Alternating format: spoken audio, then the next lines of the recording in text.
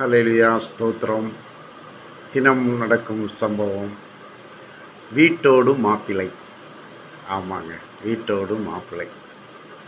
நான் தொழில்நுட்பமாக ஒரு கடையில் போய் ஒரு மெட்டீரியல் வாங்கிட்டு இருந்தேன். அந்த கடை பெரிய கடையாக இருந்து அதில் ஒரு ரா மெட்டீரியல் இல்லை, கொஞ்சம் இருங்க தேடி எடுக்கிறேன்னாங்க. அப்படியே உட்காந்து பார்த்துருக்கும்போது நீங்கள் என்ன பண்ணுங்கன்னு கேட்டாங்க. நான் அவங்கள என்னை பற்றி சொன்னேன். அவங்க அப்படியே சிரிச்சுக்கிட்டே சொன்னாங்க, நான் இந்த பெரிய கம்பெனியோட மருமகன். இந்த பில்டிங்கு இதே மாதிரி 2-3 பில்டிங் இருக்குது. நான் இவ்வளோ படிச்சிருக்கேன். ஜாபுக்கு போன நேரத்தில் என்னை பார்த்து விருப்பப்பட்டு அவங்க பொண்ணையும் கொடுத்து இத்தனை பில்டிங்கும் கொடுத்துட்டாங்க. இந்த வாடகை வருது, இந்த கடையை பார்த்துருக்கேன். இந்த கடையை பற்றி எனக்கு ஒன்றுமே தெரியாது. டெய்லி காலையிலே எழுந்திரிச்சி வருவேன், பேப்பர் படிப்பேன், சாப்பிடுவேன், மத்தியானம் போய் தூங்குவேன், சாப்பிடுவேன். இப்படியே இருக்கேன். என் லைஃபு போய்கிட்டே இருக்குது. ஏதோ ஒரு லைஃபு. சொத்துக்காக மனுஷன் ஆடுறான். எனக்கு சொத்து இருக்குது, நான் நிம்மதியாக இருக்கேன் அப்படின்னாரு. பரவாயில்ல நினச்சி என்ன படிச்சிருக்கீங்க கேட்டால் அவங்க 2-3 டிகிரி முடிச்சிருக்காங்க. இப்போ ஏகப்பட்ட சொத்து, மாமனார் வீட்டு சொத்து, அதை தின்னா போதுன மாதிரி உட்காந்து சைலண்டாக இருக்காங்க. படித்த படிப்பெல்லாம் பொட்டலம் கட்டி மூளையில் போட்டாச்சு. இன்னொரு என் நண்பர் இன்னொருத்தர் வீட்டோட மாப்பிள்ளையாக போனோம். நல்ல வசதியான வீடு. கல்யாணம் போயிருந்தோம். கல்யாணம் முடிஞ்சு ஒரு வாரம் கழிச்சு, என்ன டேவிட் எப்படி இருக்கான்? டேவிட் அண்ணம்பி டேவிட் எப்படி இருக்கான்னாப்புல. சரிண்ணே நல்லா இருக்கேன் அப்படின்னேன். கொஞ்ச நாள் கழிச்சா காரில் நின்றுக்கிட்டு, நல்லா இருக்கியாப்பா அப்படின்னாரு. நல்லா இருக்கேன்னு. அவர் ஏதோ ஒரு பிஸ்னஸ் பண்ணார். அந்த பிஸ்னஸ் நல்லா பண்ண உடனே மாமனார் வீட்டில் சந்தோஷம், கொஞ்சம் பணத்தை அள்ளி கொடுத்தாங்க. பாவம் அவங்க கெட்ட நேரம் ஏதோ ஒரு பெரிய பிஸ்னஸில் போய் காலை விட்டு டோட்டலாக பிஸ்னஸ் லாஸ் ஆகி மாமனாருக்கு இந்த 2 பில்டிங்கே காலி. இப்போ பாருங்க, அவன் சொந்தக்காரன் என்ன பண்ணீங்கன்னா, நம்ம ஆளை ஆடலாம் தெரியுங்களா ஆட்டம். இப்போ மாமனார் வீட்டில் செருப்பால் அடிக்கிறாங்க. என்னென்ன ஆச்சு? இவன் பாட்டுக்கு அங்கே போனால் அதை பண்ணுறேன் இதை பண்ணுறேன்னா ஒரு 2 பிஸ்னஸ் நல்லா ஆச்சு. மருமகப்பில் நல்லா பிள்ளைன்னு இருக்கிறதெல்லாம் நம்பி கொடுத்தாங்க. கடைசியில் கடன் ஆகி போச்சு. இப்போ 2 பில்டிங்கே விற்று சோழி முடிஞ்சு போயிட்டான். மாமனார் வீட்டு செம்ம மரியாதைனே, அதுக்கு தானே ஆடக்கூடாது அப்படின்னா. ஏன்ப்பா வயிற்றுச்சா போடுறா, வெற்றி தொல்லி வீரன் கலகு தானே அப்படின்னு சொல்லிக்கிட்டோம்.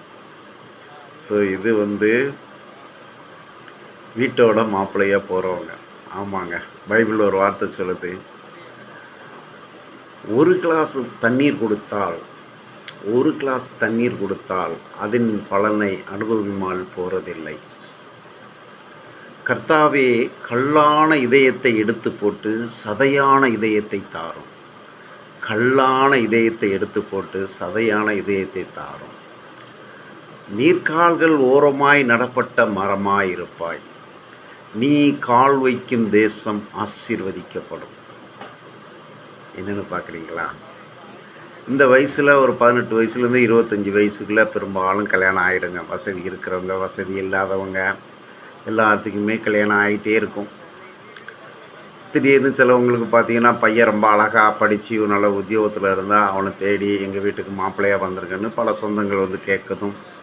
பொண்ணு அழகாக பிறந்து நல்லா படித்து ஒரு உத்தியோகத்தில் இருந்தாலும் அந்த பொண்ணை நம்ம வீட்டுக்கு மருமகளை வரணும் 10 பேர் தேடி போகிறதும் எல்லாம் சகஜங்க.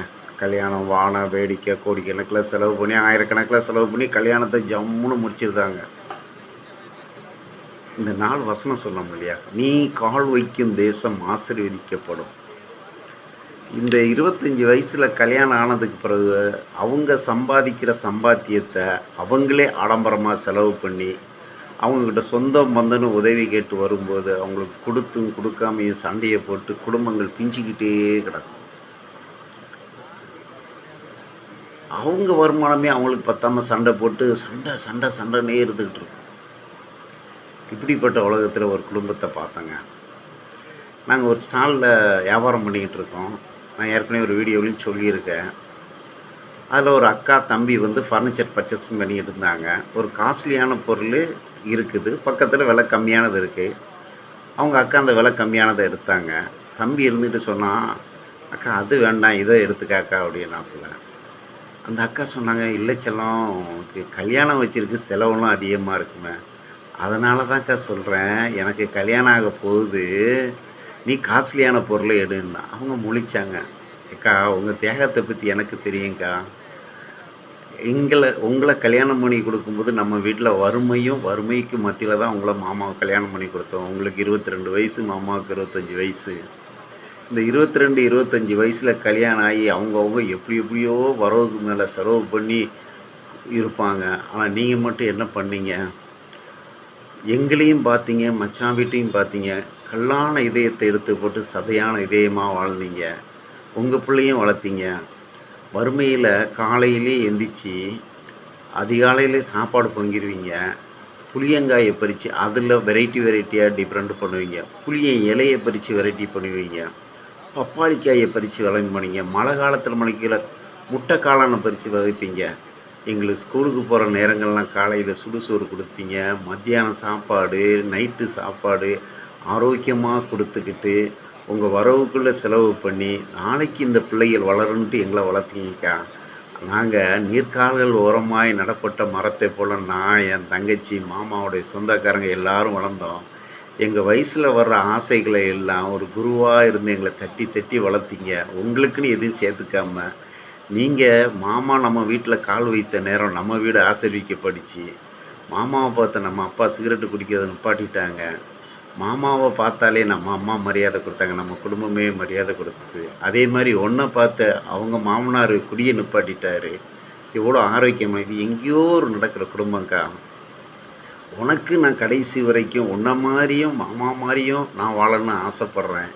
நம்ம கால் வைக்கிற தேசம் ஆசீர்வதிக்கப்படணும். அந்த ஆசீர்வாதத்துக்காக நான் பிரயாசப்படுறேன். ஆனால் கடவுள் தரணுமே. நாளைக்கு எனக்கு பார்க்குற மனைவி வந்து உங்கள் அக்கா வீட்டுக்கு கொடுத்ததை பற்றி சண்டையை போட்டான்னா நான் என்னக்கா பண்ணுறது? நீ பண்ண தியாகத்துக்கு வேஸ்ட்டாக போயிடுமே. அதனால தான்க்கா நான் இப்போவுமே செலவு பண்ணிக்கிடுறேன். ஆனால் ஆண்டவோட வேணுங்கிறேன், உன்னை மாதிரி எனக்கு ஒரு மனைவி வேணும்ன்ட்டு. உன்னுடைய குணாதிசயம் வேணும். எத்தனை பாடுகளுக்கு மத்தியில் வரவுக்குள்ளே செலவு பண்ணி புதுசாக சமையல் பண்ணி மாமா, மச்சம், சொந்தம், பந்தம் இருக்க போய் இன்றைக்கி உனக்கு எவ்வளோ மரியாதை இருக்குதுன்னு உனக்கு தெரியாதுக்கா. அதனால் உன்னுடைய தியாகத்துக்கு முன்னாடி இந்த பொருள் ஒரு பொருளே கிடையாதுக்கா. நீ கால் வச்ச தேசம் குடும்பங்கள் ஆசீர்வதிக்கப்பட்டது. மாமா கால் வச்ச தேசம் ஆசீர்வதிக்கப்பட்டது. உங்களை பார்த்து நாங்களும் சத்தியத்துக்குள்ளே நடக்கணும். அன்பை தாடணும். கல்லான இதயத்தை எடுத்து போட்டு சதையான இருதயத்தை தரணும். சோம்பேறியாக வாழக்கூடாது. உழைப்பாக வாழணும்.